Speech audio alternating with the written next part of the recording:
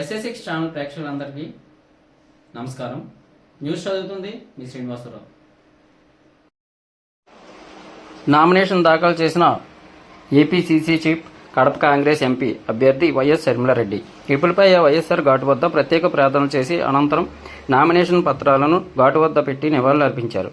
ప్రత్యేక ప్రార్థనలో పాల్గొన్న brother Anil Kumar, doctor Sunitha Reddy YS షర్మిలారెడ్డికి ఘనస్వాగతం పలికిన కాంగ్రెస్ పార్టీ శ్రేణులు కడపలో కాంగ్రెస్ ఆధ్వర్యంలో భారీ ర్యాలీ నిర్వహించారు. ర్యాలీగా బయలుదేరి కడప జిల్లా కలెక్టరేట్కు నామినేషన్ అందించిన వైఎస్ షర్మిలారెడ్డి. నామినేషన్ కార్యక్రమంలో వైఎస్ సునీతారెడ్డి పాల్గొన్నారు.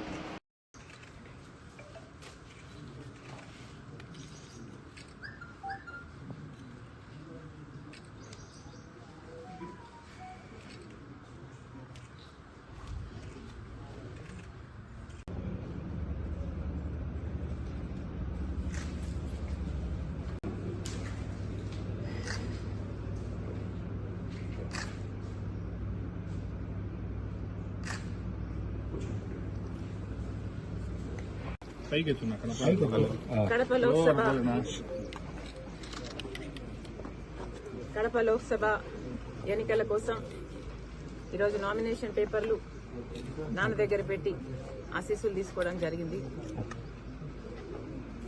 కడప ప్రజలు విజ్ఞత కలిగిన వారు, అన్ని అర్థం చేసుకోగలిగిన వారు, అన్ని అర్థమవుతున్న వాళ్ళు. కడప ప్రజలు మంచి తీర్పునిస్తారని రాజశేఖర రెడ్డి బిడ్డకు పూర్తి నమ్మకం ఉంది. ఎందుకంటే కడప ప్రజలు, పులివెందుల ప్రజలు, కడప జిల్లా ప్రజలు రాజశేఖర రెడ్డి గారిని, వివేకానంద రెడ్డి గారిని మరిచిపోలేదు అన్న సంపూర్ణ నమ్మకం ఉంది. అది నిరూపించుకోవాల్సిన సమయం వచ్చింది.